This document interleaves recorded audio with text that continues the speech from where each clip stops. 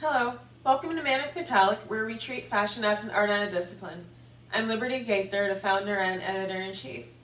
Today we're going to be taking a look at a few observations from the first full day of New York Fashion Week.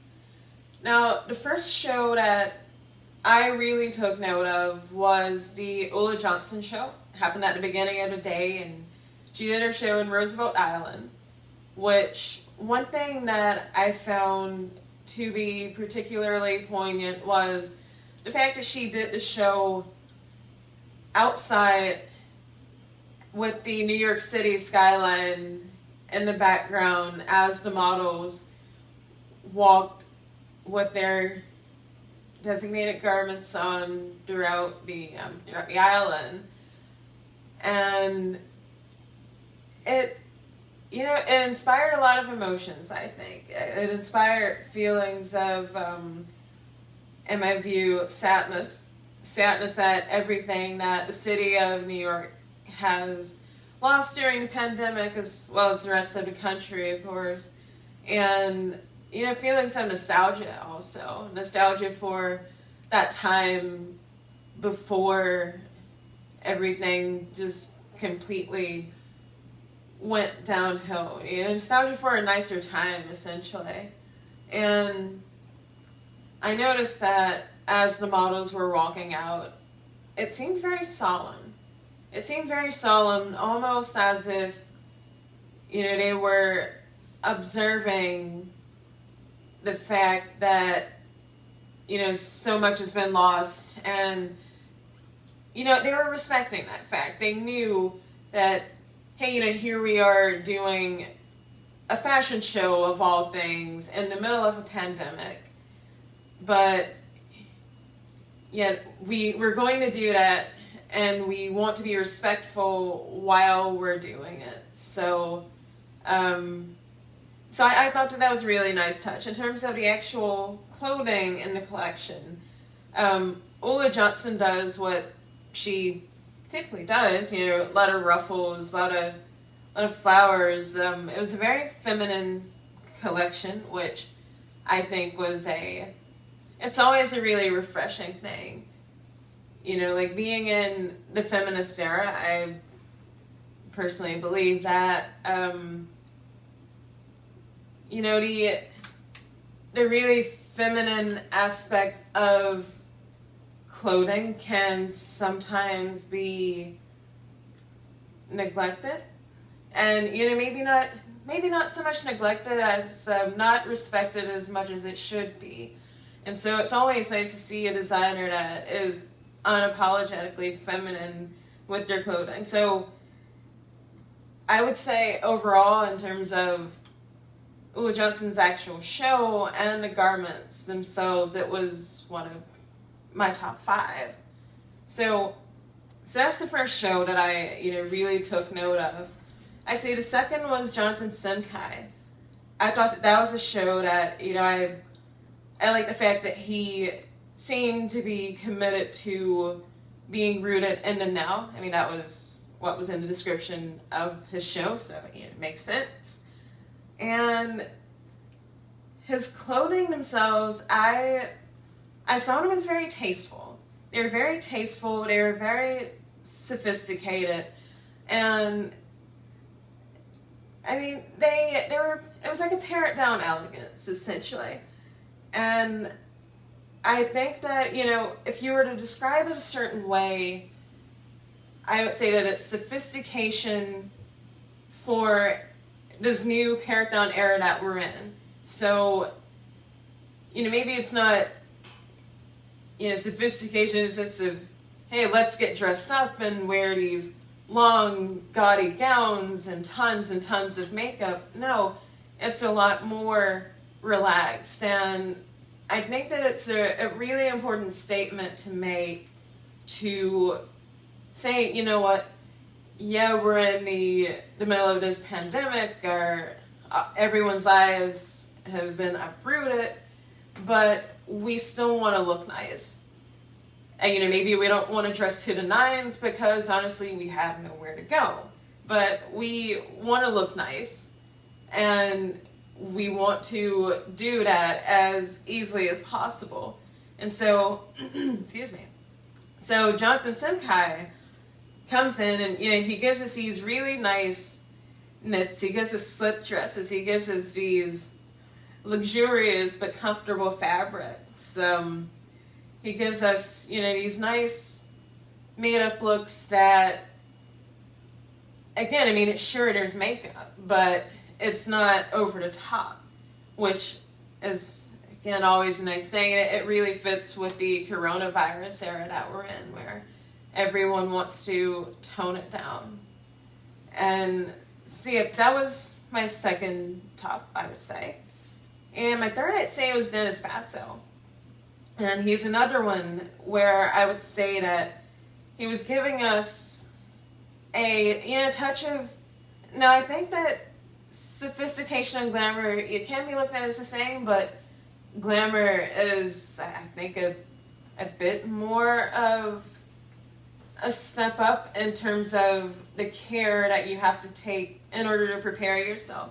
So, whereas Jonathan Simkai might have given us some sophistication for this new paradigm era that we're in, Dennis Basso gives us easy glamour, which is similar, but again, just a bit more goes into making yourselves up. Now, he terms it patio dressing.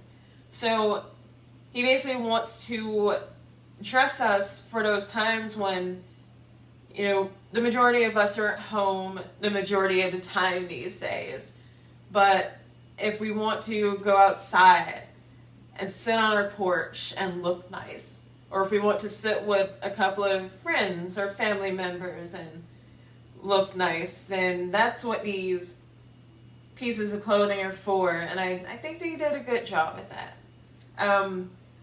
A lot of slim cut dresses, a lot of breathable clothing, I think. Nothing that's going to be too heavy, too overbearing. It's for spring and summer, so you can't go that overbearing. Sweat to death. So, I think that the clothing that he gave us is really good. A lot of powder blues, a lot of baby pinks, a lot of whites. He threw in a few ostrich feathers, fur. I'm not sure if the fur was authentic or not. I think that in the sustainable, socially conscious era that we're in, fur might not be the best choice to continue using. That might be something that he wants to look at. I don't know if he has, but other than that, I really like his clothing for this collection. And his presentation. That's another thing. It wasn't particularly special in terms of location. He did it inside of a studio and with the studio backdrop, but somehow it was spellbinding. So to take a situation where you're basically inside of a studio, you can't do anything fantastic, no runway shows, nothing, and to make a digital presentation as spellbinding as he did, with no real special effects, no crazy backgrounds, nothing, just the two models wearing clothes and interacting, I thought was pretty great. So that would be the third show that I would have taken note of. The fourth, I would say, I really like Durdu. They're a mother-daughter duo that, I believe the situation is that they're originally from Florida and they show in DC now. I think that they have a really bright future. I believe that the house has been around since 2014. They're black owned, and with the era that we're in, where we're realizing that our industry has failed miserably with respect to making room for designers of non-Caucasian backgrounds to exist and succeed. Especially designers of black female descent. It's really fantastic to see Durdu come along and again, they're this mother-daughter duo, and they're creating these couture-like clothes. I mean, you take a look at the clothing that are in the collection, and you see these rows of pleats, you see like these really crazy tulle dresses. I mean, you could put it up there with a lot of things that you see in cities like Paris, and these are designers that, until now, they've gotten continually rejected by the CFDA to show their collection under the CFDA umbrella during New York Fashion Week. So the fact that we're in the middle of a pandemic and suddenly they're invited to show under the guise of the CFDA is, it's fortuitous, to say the least. It shouldn't have taken so long, but, better late than never, and I think that they're going to make the most of it. Again, they've got a bright future ahead of them, and, I look forward to keeping up with that future that they have for Manic Metallic. And my fifth collection that I took note of was a collection called Duncan. Now, I'd actually never heard of Duncan, so I took a look at the clothing that they had today for the spring-summer 2021 collection, and I think that the clothing was well done. It was simple. It wasn't anything that had never been done before, but I think that what really gave their clothing a lot of meaning was the fact that they came up with this really interesting concept for the show. Their concept for this collection was basically zeroing in on the exact moment that someone snaps. Basically, that exact moment when someone goes, lack of a better term, that exact moment when someone goes insane. So what happens in that exact moment? What is that journey like?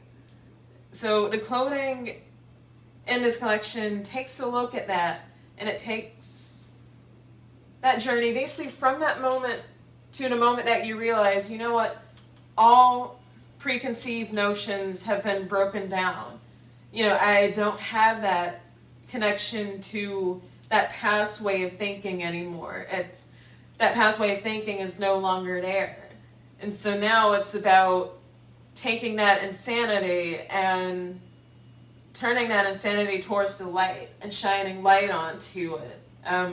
I believe that they said in their description that it's a journey from the darkness to the dawn, something to that extent. So again, the clothing itself was done well enough. It wasn't anything special, but I think that given the concept behind their show, I think that gave it that extra meaning to really put it over the top. So those are my top 5 that jump out at me. And of course, there were a lot of great shows, and how do you really pick between all of them?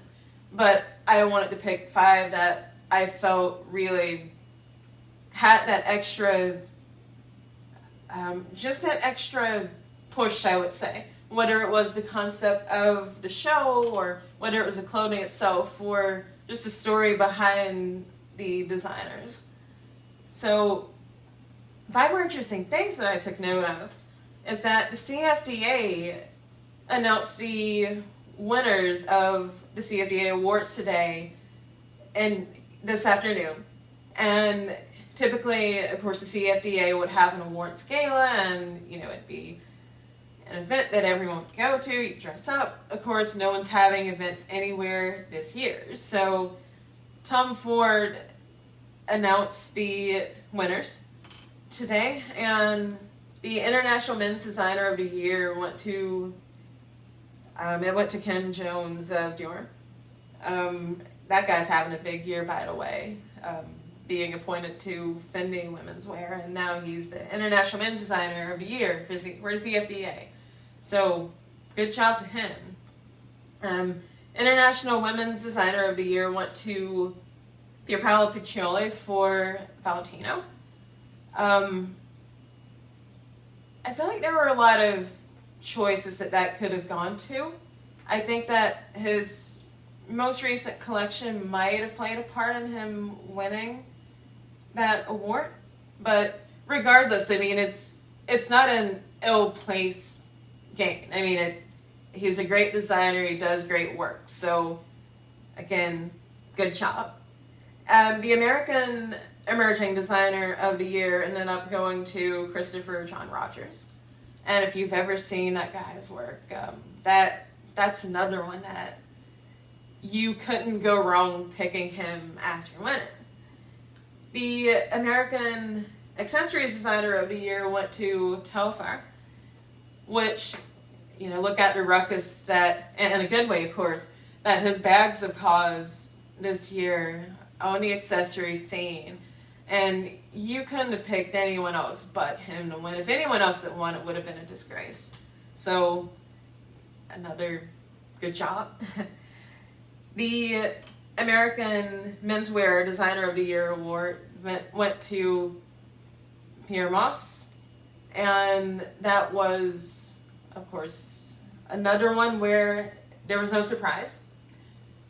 The American Women's Wear Designer of the Year went to Gabriella Hearst, who, I don't know how call me psychic, but I felt like she was going to win that award. So I wasn't surprised.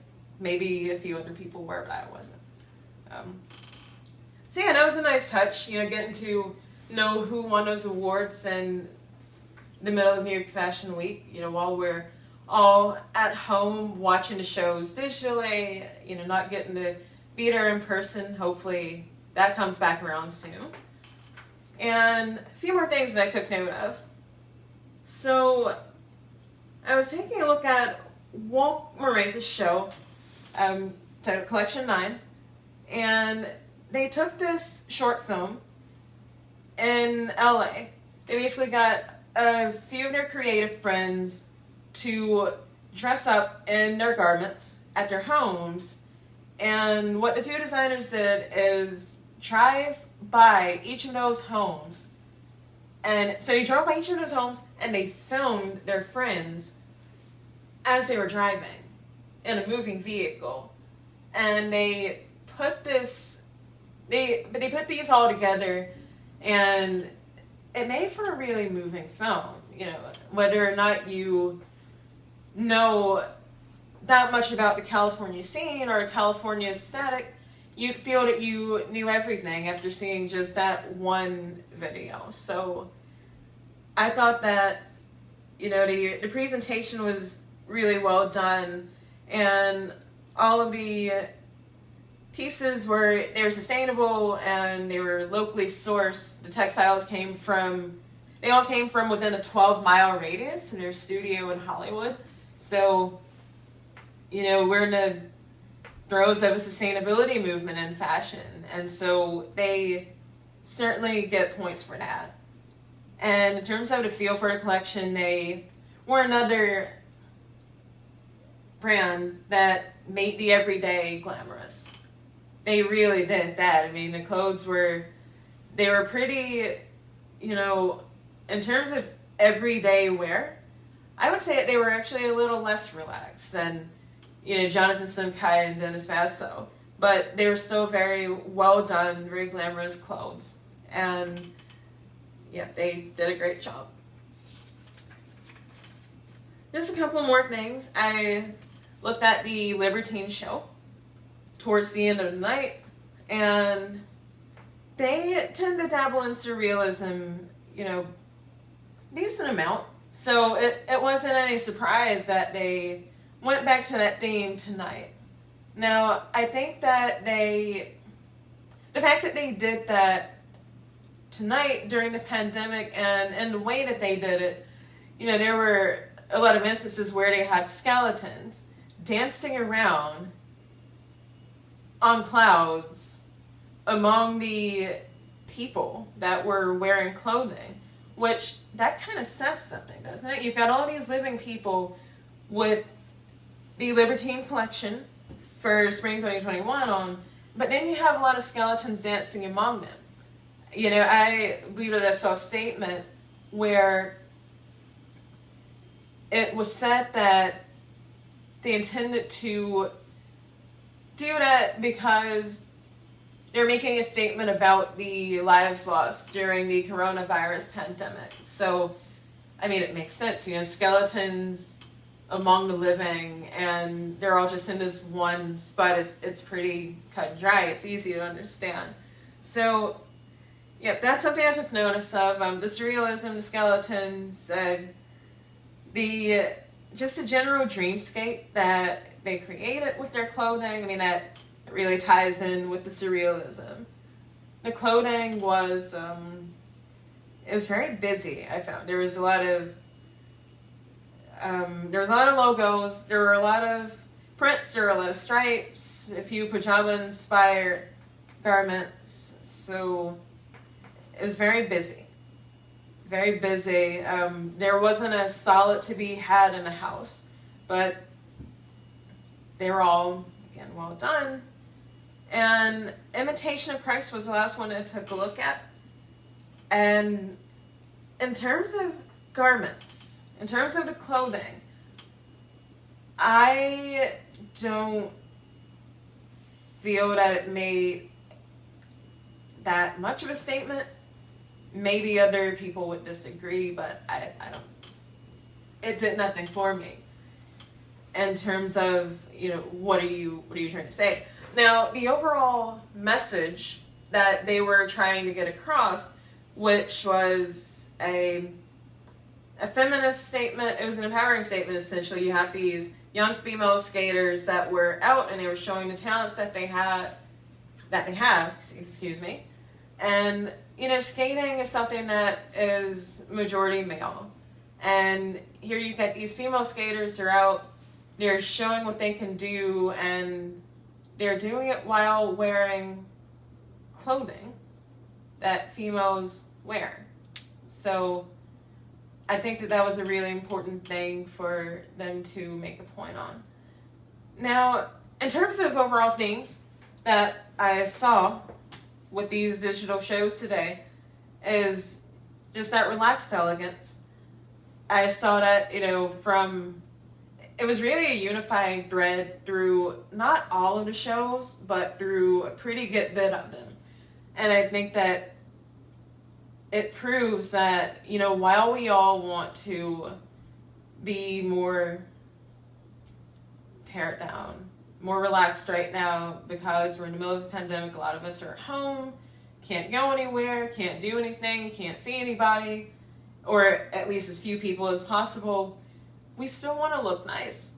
And that's something that, you know, no matter what time that we're in, we could be in the apocalypse and we're still going to want to look nice for the apocalypse. So the fact that these designers are creating these clothing that, you know, we still look nice, we can still be sophisticated, but also it's just like more laid back. I think that, you know, it's a really important thing for it's an important thing for society to remember if they would have it in their minds that fashion is not an important thing right now. It's something that they consistently overlook. Another overall point that I had today was there's nature as the setting for shows. Now, there's an element of practicality to it. If we can't have fashion shows right now, we can't have crowds, we can't have any of those things, well, you're going to have a show outside. And, you know, why not have it in nature? Why not have it in nature where you've got fresh air, you're able to distance a whole lot more, it just makes it easier all the way around. You're going to make sure that your models, your employees are as safe as possible. So on one hand, it's practical, but also people are yearning for comfort right now. They're yearning for comfort. They're yearning for, you know, just something that they can connect to other than the busy news cycle, other than news about the pandemic, other than news about the election, other than basically complete and utter chaos that's enveloped the world, and especially the United States. So they're looking for that connection, and by going back to nature, which is where we humans came from, then you can gain that, and you can gain that connection. And so I think that it might be an underlying reason to why like these designers opted to have their shows in that natural setting. And the last thing that I picked up on is with a couple of the designers is this element of surrealism. And it is something that if you think about what surrealism means, surrealism is beyond reality. Reality is not that great right now. Reality is not that great, so why not, if you can, even only for a moment, or a few moments, or a few minutes, why not transport us to a place that is beyond reality? Something that, if we can have a few minutes of comfort and fantasy and beauty and desire, and, let us have it. We're going to come back to the real world, and it's going to be cold, and it's going to be cruel, and, really, really unfortunate in so many ways. So, the surrealism thread that I've noticed, it just makes sense. So that's what I've got for day one. And, of course, I'll come back for the remainder of New York Fashion Week each night to just give you my observations and my takes on things. And, thanks for watching. Subscribe to our channel. Check out our other social media websites. And see you next time.